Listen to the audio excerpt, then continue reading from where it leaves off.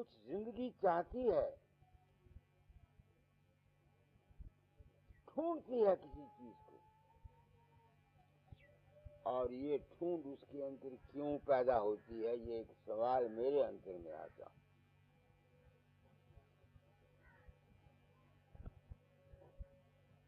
इस वास्ते कि जिस्मानी जिंदगी, इंसान के अंदर जो जिस्मानी प्रकृति है, जब ये कमजोर हो जाती है, उस वक्त जिस्मानी बेचैनी पैदा होती है।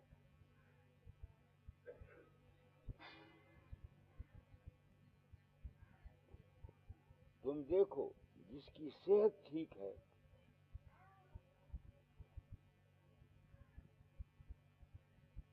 बच्चे को देखो, वो किसी सूरत में भी ज्यादा रोएगा नहीं, खुश रहेगा। जिसकी मन की आशाएं कम हैं, जिसकी दुनिया की जरूरतें पूरी हैं, वो भी कम हाय हाय करेगा। जिसको किसी बात का पता नहीं है, स्वाभाविक उसके अंदर उस बात के जानने की कोशिश रहेगी। तो तीन चीजें हैं जो हमारी जिंदगी को अशांत करती हैं। एक, जिस्म की कमजोरी, बीमारी। एक, हमारी आशाओं का पूरा ना होना, और एक, हमारा अज्ञान।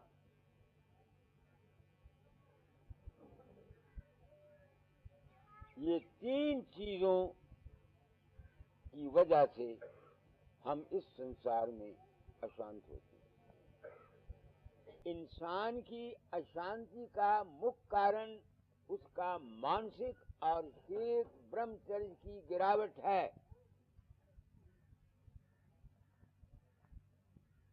तुम लाख नाम जपो, रोते रहो, पीटते रहो गुरु के दरबार में जाकर,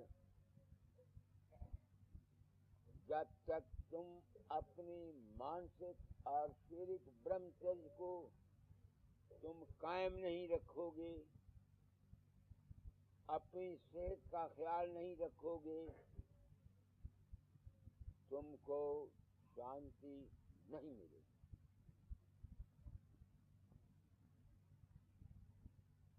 इस वक्त जितने ये सत्संगी बैठे हुए हैं, इनमें से किसी को जबाबतीस है, किसी को जिरियान है, किसी को अनीमिया है, किसी को कुछ है। ये नाम जपते हैं, काश ये नाम की बजाय अपने कैरेक्टर का, अपने ख्यालात का, अपने विचारों का ध्यान रखते। मैंने अपने आप को संत सतगुरु वक्त कहा है। संसार के अंतर सतगुरु नाम है सच्चे ज्ञान का, वो देता हूं। तेरी मन की अशांति, तेरी जिंदगी की अशांति का मुख्य कारण ऐ इंसान, तेरा मानसिक और शारीरिक ब्रह्मचर्य की गिरावट है।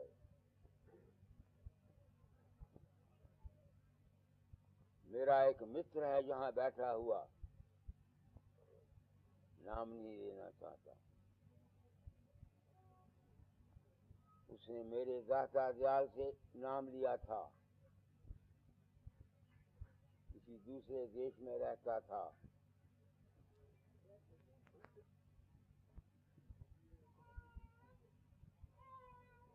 वहां जाकर एक साधु के काबू आ गया, जिसने कहा मैं तेरी सुरग चढ़ाऊंगा। 10,000 रुपया दे के वहां लुट गया। दाता दे रखा, चोरा छूट गया। फिर किसी वक्त मेरे पास आया, अपनी बात कही। मैंने कहा तेरियां समाधियां कैसे लगेंगी, तू तो वहां काम ही रहा है, बोल।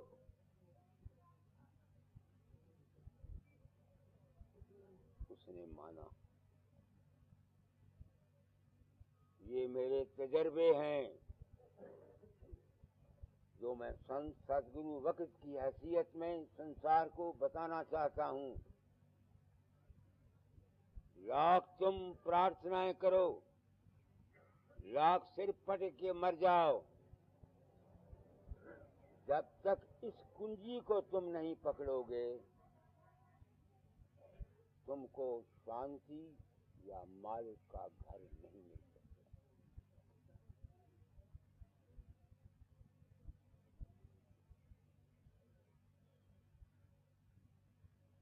मेरा अपना जीवन मेरे सामने है, मेरा तजर्बा है, जाती अनुभव है। मैं कहीं कहाई बातों को नहीं देखता, ना सुनता हूँ। यही बात राय साहब हजूर मोहल्ला मुकद्दस सालिग्राम जी की जात पाक ने एक किताब है उसमें लिखी है। लोग नाम ले लेते हैं, जो अनुमान नाम के साथ बताया जाता है उस अनुमान को नहीं लेते। उसका नतीजा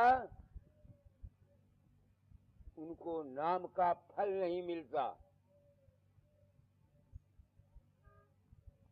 ये मेरा पैगाम है उस मालिक को मिलने वालों का या शांति की इच्छा करने वालों का, उनको कहे जाता है। तो अशांति का पहला कारण ये है, हमारी सेहत खराब होती है। इसका सेहत के खराब होने का कारण हमारा जीभा का स्वाद है ज्यादातर, कुछ हमारा विषय वकार का जीवन है।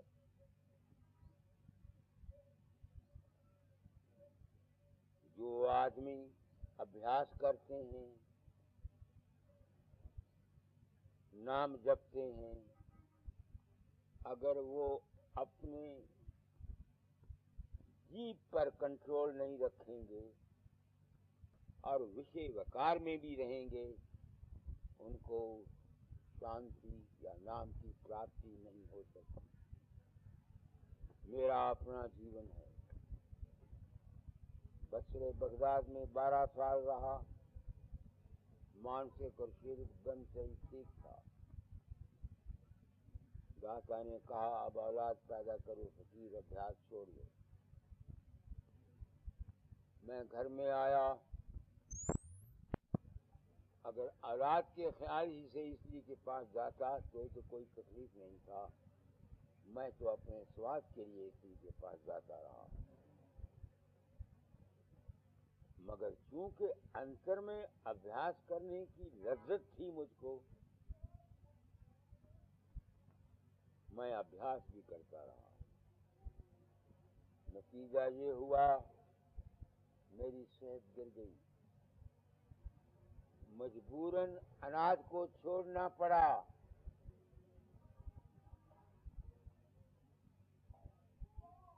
जब मैं कहीं जाता, मैंने 35 साल अनाज नहीं खाया, कनक नहीं खाई, चावल नहीं खाए, दालें नहीं खाई, सिर्फ सब्जियां ही खाता था। जहां जाता लोग कहते महात्मा जी बड़े त्यागी हैं महाराज,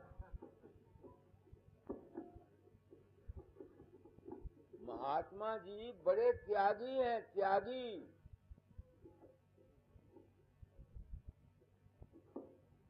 मैं उनको हंसा करता था, त्यागी नहीं हूं मैं, ये मेरे बुरे कर्मों का नतीजा है।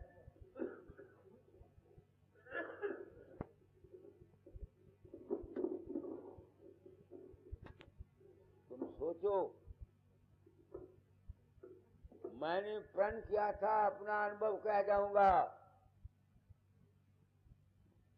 संसार के प्राणियों के हित के लिए मैं वचन कह रहा हूं। एक तो हमारी अशांति का ये कारण है। तुम बेशक किसी गुरु के पास से नाम ले लो, जब तक अपनी जबान के चक्रे को, अपने विषय वकार के जीवन को, ये नहीं मेरा मतलब कि स्त्रियों को त्याग दो।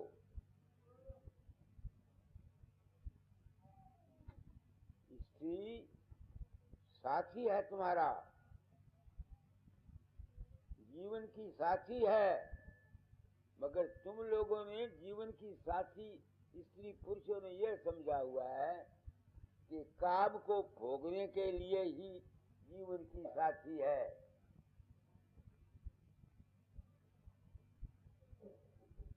सोच लो,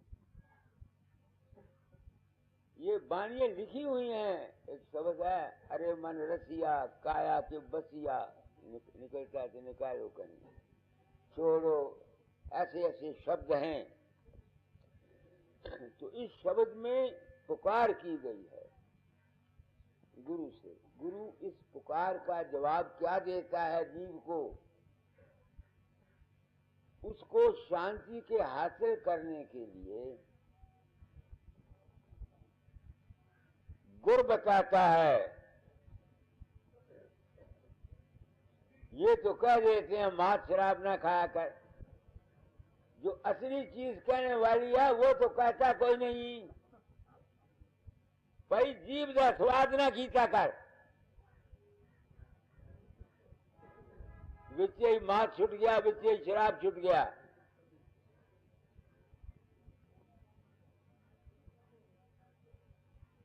क्या कहा मैंने?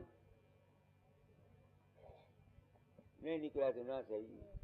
अच्छा, समझ गए मेरी बात को।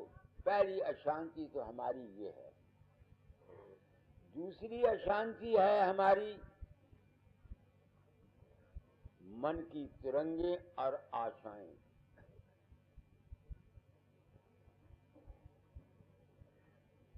मन की तिरंगे और आशाएं,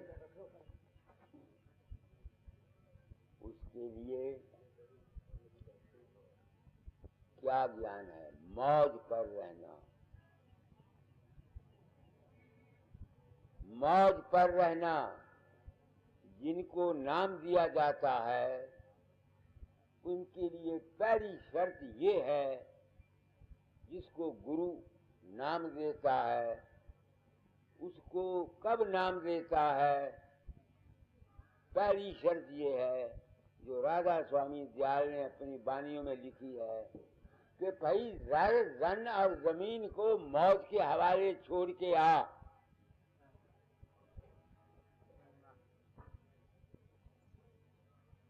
ज़र जन और जमीन को मौज के हवाले छोड़ के आ। क्यों कहा स्वामी जी ने ये? क्योंकि स्वामी जी जानते थे कि उस स्वामी जी ने किसी को ज़र नहीं देना, जमीन नहीं देनी। अगर स्वामी जी ज़र जमीन दे सकते होते तो ये शर्त आयद ना करते। आंख खोलो, मैं क्या कह रहा हूं। क्यों? जो कुछ तुमको इस दुनिया में मिलता है वो तुम्हारे प्रारब्ध कर्मों का फल है।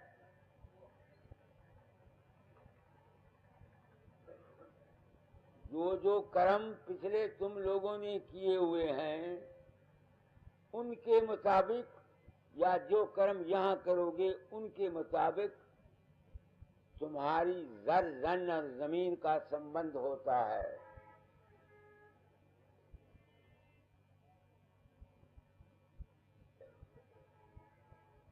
समझ रहे हो मेरी बात को? सत्संग में आते हो, कान खोलकर सत्संग सुना करो, वरना मत आया करो। क्यों अपना कीमती वक्त जाया करते हो?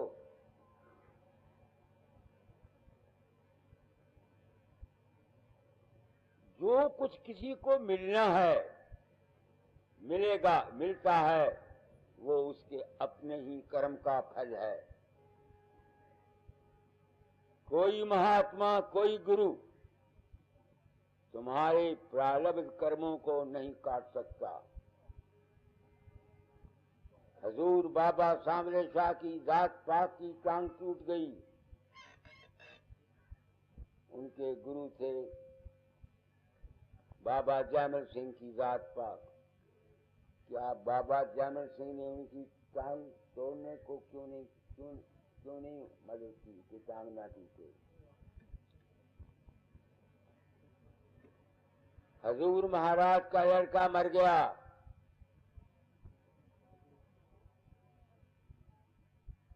सत्संग में आए, स्वामी जी तेरा उदास थे। पूछते हैं महाराज आप उदास हैं, तेरा लड़का मर गया। जी मुझे कोई अफसोस नहीं। अच्छा हमें भी कोई अफसोस नहीं। अब स्वामी जी ने हजूर महाराज के लड़के को क्यों ना बचाया?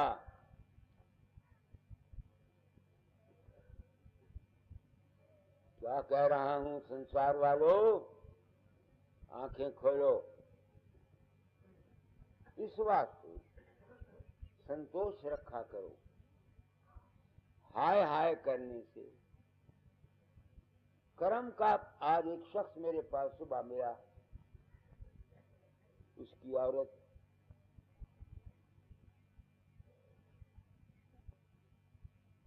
दिमाग का आउट है, क्योंकि उसके बच्चा भी कोई नहीं, घर में अकेला रहती है, वो बहुत दुखी है। आज बरसों जब मैं फरीदकोट में स्टेशन मास्टर था, मैं चारपाई पर बाहर सुबह लेटा हुआ था। वो शख्स मेरे पास आया, कहता है यहाँ कोई राधा स्वामियों का सत्संग होता है? मैंने कहा भाई और तो कोई राधा स्वामियां नहीं है, मैं ही हूं। वो सत्संग में आता रहा। तो जब मैंने सत्संग किया, वो शब्द निकला था, वो आदमी बैठा हुआ है जहां, सुनता होगा। शब्द ये निकला, मत देख पराए अवगन, क्यों पाप बढ़ावे छिन छिन, मक्खी सम मत कर भिन भिन। वही शब्द निकालो, मत देख पराए अवगन, क्यों पाप बढ़ावे छिन। वो शब्द निकला। उस शब्द पर मैंने अपना भाषण दिया। वो शख्स मेरे पांव पर पड़ता, कहता बाबा जी आपने बचा लिया। क्यों? मैं अपनी औरत से दुखी होकर खुदकशी करने के लिए घर से निकला था। वो शख्स यहाँ मौजूद है, नाम नहीं मैं लेना चाहता।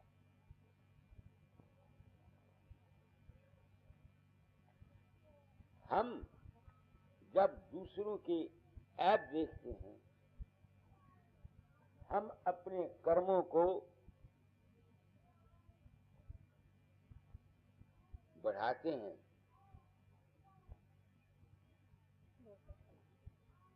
क्योंकि जब हम किसी की बुराई करते हैं, किसी में ऐब देखते हैं, किसी के साथ ठगी करते हैं, हम अपने कर्मों को बढ़ाते हैं। वो कहता था आज सुबह मैं महाराज अपना सेवक पेगू संख्या के पास ले गया। उसने कहा कि तू पिछले जन्म में ये था, किसी औरत के साथ मिल करके तुमने उस औरत के खावन के साथ कोई बुरा सलूक किया या मरवा दिया या क्या किया, उसके फल के उसमें तुमको ये मिलते हैं। हिंदू फिलॉसफी गलत नहीं है। इसलिए ऐ संसार वालों, मैंने अपने जीवन में गृहस्थ में भी और इस गुरु पदवी में भी आकर इस बात को पर्दे में नहीं रखा जिस बात को पिछले संतों ने पर्दे में रखा, डर गया। लोग कहते हैं मेरा रूप उनके अंदर प्रकट होता है, गवाहियां बताता है, सुरतें चढ़ाता है, मैं नहीं होता। अगर मैं ये नहीं कहता पब्लिक को, चुप कर जाता हूं, लोगों के सामने लाउड स्पीकर रख देता हूं, सुनो भाई ये क्या कहता है, इनडायरेक्ट वे से अपने मान के लिए, तो मैं इसको कर्म से कैसे बच सकता हूं?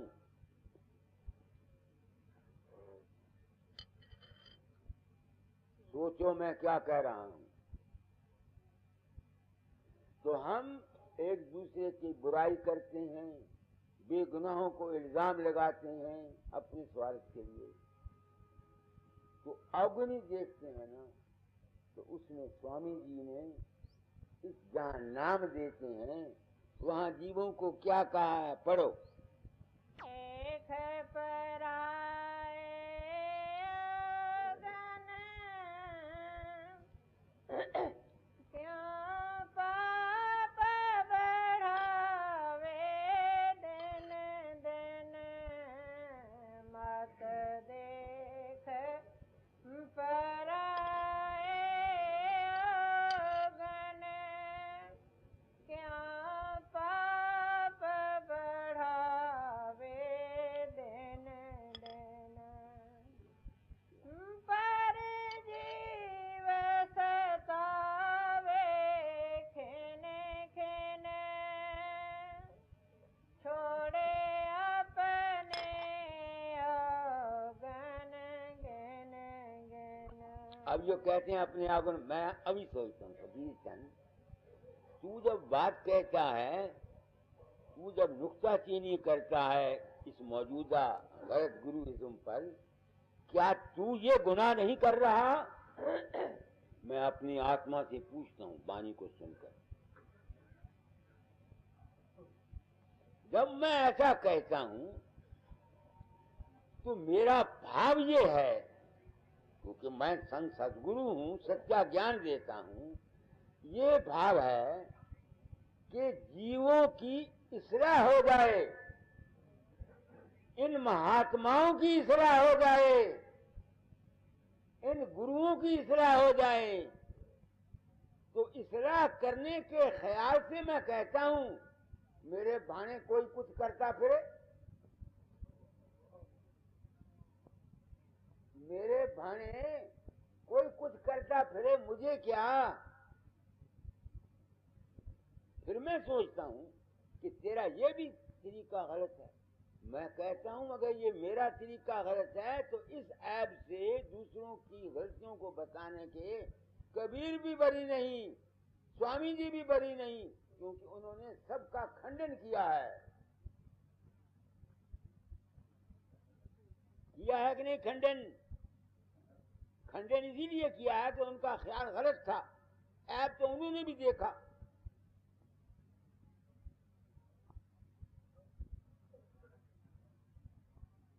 मगर चूंकि उन्होंने जो खंडन किया है जीवों के हित के लिए किया है, इसी तरीके से मैं जो ये बात कहता हूं चूंकि जीवों के हित के लिए, इन महापुरुषों के हित के लिए, इन साधुओं के हित के लिए कहता हूं, इसलिए मैं अपने आप को मुजरम नहीं गिनता। आगे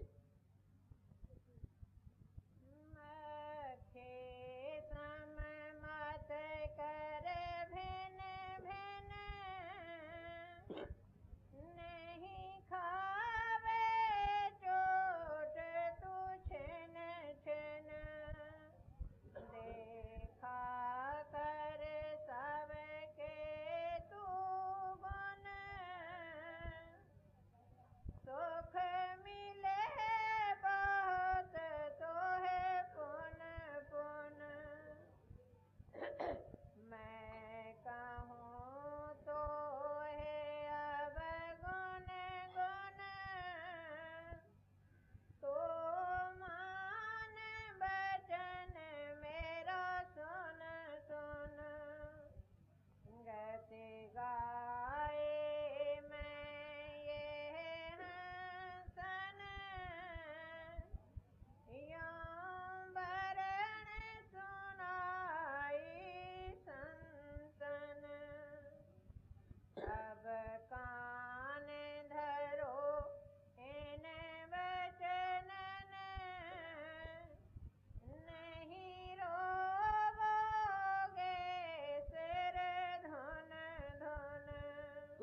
जहाँ स्वामी जी ने गुरु नाम देता है वहां जीव को अनुपान बताता है। अनुपान,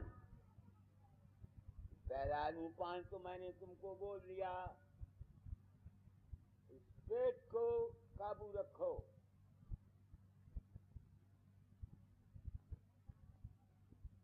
पेट को काबू रखो, पेट को। इसमें विष्णु महाराज रहते हैं, तुम्हारी जठ रखनी है। अगर तुम्हारा हाजमा ठीक है तो तुम्हारी जिंदगी अच्छी रहेगी, तुमको शांति मिलती रहेगी।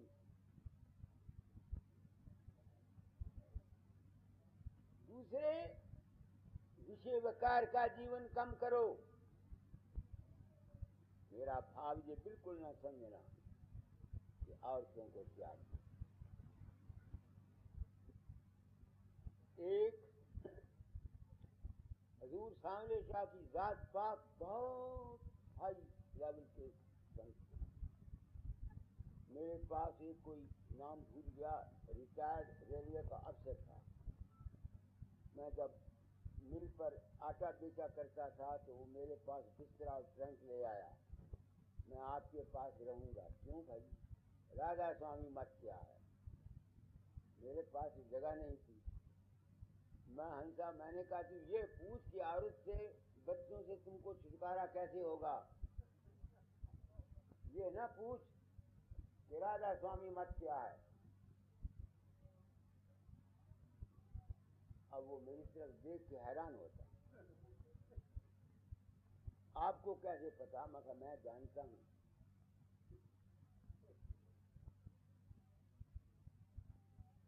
फिर मैं गया ब्यास, हजूर सांवले का जो उपस्थित उनके बैठा हुआ था, वो आदमी नीचे से गुजर रहा था। उस वक्त मैंने हजूर सांवले शाह से कहा, महाराज ये शख्स मेरे पास आया था, कहता था राधा स्वामी मत क्या है। तो मैंने कहा तू ये पूछ के तू औरत और बच्चों से कैसे छुटकारा पा सकता है। तो मैंने कहा अगर हजूर ये तालीम दें, क्योंकि औरतों और बच्चों से जो तकलीफ हमको होती है, कुछ तो हमारे प्रारब्ध कर्म हैं, कुछ हमारा ज्यादा विषय विकार के जीवन होने से हमारा ब्रेन का बैलेंस ठीक नहीं रहता। कहेंगे फकीर चंद बात तुमने 16 आने कही, मगर जीव ऐसे बेवकूफ हैं। अगर मैं ये कह दूं तो इन घरों में दोनों में झगड़ा हो जाएगा। ये औरत ब्रह्मचारी रखना चाहेगी तो मर्द उसको तंग करेगा, अगर मर्द रखना चाहेगा तो औरत उसको तंग करेगी। बात उन्होंने 16 आने कही। अब मैं ये कहता हूं कुछ तो तुम्हारे प्रारब्ध कर्म हैं, मगर कोशिश ये करो कि जहां तक हो सके हम ख्याल होने की कोशिश करें। जिंदगी विषय विकार के लिए नहीं है। समझ गए मेरी बातों को? मैं सत्संग करा रहा हूं, सत्संग से मिलता क्या है? बिन सत्संग बवेत न होई, राम कृपा बिन चलत न होई। जिंदगी के जीने का राज मिलता है। तुम बेशक 50-50 वर्ष के सत्संगी हो, सबको शिकायत है। क्यों शिकायत है? कि जो अनुपान तुमको बताया गया है नामदान के साथ, उसको तुमने ग्रहण नहीं किया।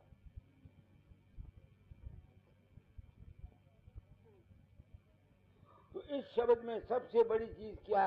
दूसरों के अवगुण मत देखो, अपने काम से काम रखो, तब तुम्हारा साधन भी बनेगा, अभ्यास भी बनेगा और मन को शांति भी हो जाएगी।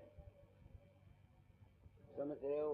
पिछले कर्मों के अनुसार हमें जो कुछ मिलता है दाता दयाल से, मेरे नुक्ता नगाह से, वो परम तत्व माल के कुल के अवसार से ठीक है। उनको जब पिछली उम्र में राहु आ गया तो उनके एक चेले थे जोशी, उन्होंने कहा महाराज राहु आ गया, अब आपका काम काज सब फेल हो जाएगा। हालात ऐसे बने कि वो धाम को छोड़कर आप अलग हो गए। सब कुछ उनकी जिंदगी में धाम में ईंट के साथ ईंट बजी हुई देखी, उन्होंने खुद अपनी आंखों से। समझते हो? तो गुरुओं के पास जाके ये उम्मीद मत करो कि किसी गुरु ने तेरी जिंदगी को बदल देना, तेरे दुनिया की जिंदगी को। जो तूने कर्म किए हुए हैं, प्रारब्ध कर्म, वो कर नहीं सकते। सत्संग से ये हो सकता है, क्योंकि तुमको ज्ञान हो जाएगा, समझ आ जाएगी। तुम वो जो दुख सुख तुम्हारे सिर पर आते हैं, उसके असरात को कबूल नहीं करोगे। बस ये है गुर। समझते हो? मिलना है तेरे अपने ख्याल, तेरे अपने विश्वास का फल। सोचो तो हमारे मन की अशांति का क्या कारण है? सारा शब्द पढ़ा था ना, अब मन आतुर दर्श पुकारे। हम कुछ चाहते हैं। क्या चाहते हैं? शांति। मालिक का रूप में सारी जिंदगी ढूंढता ढूंढता मर गया। मालिक का रूप शांति। उसका तो अपना कोई रूप नहीं, ना रूप है, ना रंग है, ना रेखा है। वो तो अकय, अगाध, अपार और अनामी है। वो तो अकाल पुरुष है। इसका तजर्बा कैसे हुआ? आप लोगों को बताइए। बाकी जो कुछ भी तुम मानते हो, वो तुम्हारा माना हुआ रूप है। मैं किसी के अंदर नहीं जाता। लोग अपने भाव से मुझे बना लेते हैं। अगर वो जो रूप उनके अंदर प्रकट हुआ है, उसको वो मालिक माने, क्या वो मालिक है? वो तो तुम्हारा अपना बनाया हुआ है। मालिक तो आधार है, कुटस्थ है। दाता ने मुझ पर बड़ी दया की। मैं उस घर को जाना चाहता था जो इसमें लिखा हुआ है। वो घर को देने के लिए, मेरे अज्ञान को मिटाने के लिए ये गुरुवाई मुझको दी।